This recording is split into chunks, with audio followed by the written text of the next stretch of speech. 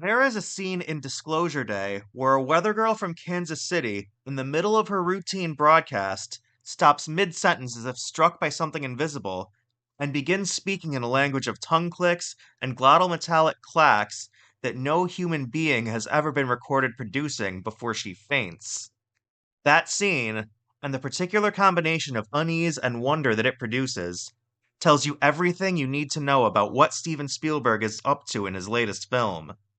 For 50 years, Steven Spielberg has been asking the same essential question.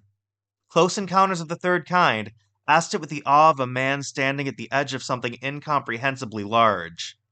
E.T. the Extraterrestrial asked it with the tenderness of a child who has never been taught to be afraid. And Spielberg's adaptation of War of the Worlds asked it with the terror of a civilization confronting something that does not care whether it survives. Each time, the question has been the same. What does it mean for us to not be alone? And each time, the answer has been shaped by the fears and hopes of the moment in which the film was made. Disclosure Day arrives when Spielberg is 79 years old, and the answer he gives here is perhaps his most urgent. This is a film made by a man who understands that time is running out, not merely for himself, for the particular vision of humanity that his entire career has been dedicated to defending. The film's deepest conviction, expressed through every image, every gesture, and every plot turn, is that compassion and creativity and wonder are not weaknesses to be managed, they are the very things that make human life worth preserving. In a cultural moment when those qualities are under considerable pressure, Disclosure Day offers them as its central argument. The screenplay by David Koepp weaves two storylines together, with the elegant purposefulness of a structure that reveals its full shape only at the end. Josh O'Connor's Daniel Kellner, a government cybersecurity expert turned rogue, possesses classified evidence of extraterrestrial contact being suppressed by a shadowy organization called Wardex. He is hunted by a Wardex representative played by Colin Firth, whose capacity for civilized menace has rarely been deployed more effectively. And then, carrying the other half of the narrative, there's Margaret Fairchild. Emily Blunt plays this Kansas City weather girl as a woman of simple, genuine delight, someone who has found joy in the ritual of announcing the weather. The cardinal that flies through the window of her home and greets her is the first sign that something is choosing Margaret, not the other way around. What follows, the Russian words flowing from a woman who does not speak Russian, the on-air episode of clicking alien language, the MRI that reveals nothing, is Spielberg operating at the peak of his capacity for the uncanny, building dread not through conventional horror mechanics, but through the specific unease of the impossible occurring in entirely ordinary circumstances.